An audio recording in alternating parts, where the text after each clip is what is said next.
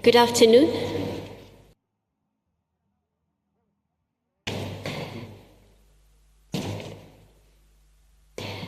Baba called me Mudoniwa in Gadoni, as I was named after his mother-in-law. Additionally, Baba had never directly said no to me.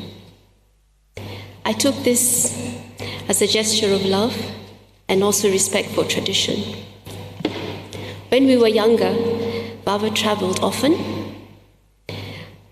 and even while we all looked forward to the gifts he always brought home from cities that he visited, we missed him dearly. Baba loved the color navy, so therefore many of our clothes and our style is navy, and this is a testament because of Mummy's hat today. Home in Karen in the 1970s was literally a bird haven. My siblings and Dad were on our afternoon walk on a Sunday when one day Dad pointed at a bird and said, "This pigeon will watch over you. Anything and everything you think, say, and do will be reported to me when I am away on travels." Needless to say, the effect of this firstly was fear. Our naughty ways were done and dusted. And secondly, we felt Dad's presence more in his absence. Dad had a drawer designated for his collection of watches in the old house. We had an old house in the 1970s, which was wooden. It was a colonial home, and it burnt down. I must have been 7 years of age, and I was truly, curiously fascinated by these timepieces. Naturally, because I was 7, I damaged one.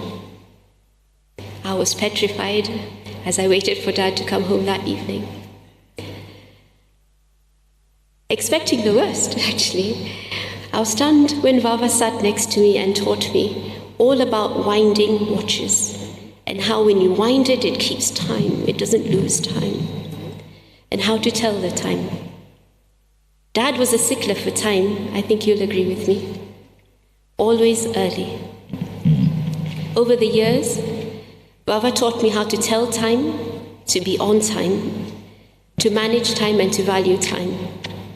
Oh, how precious time is. I wear my winding watch still. On Friday, we looked deeply into each other's eyes. It was deeply spiritual. This day, in a very, very long time, your hands were warmer than mine. Baba, I love you. I know you love us. I am because you are. I am rudderless and hurting. It is not well yet. Thank you. Thank you. Thank you very much. Sunny's family.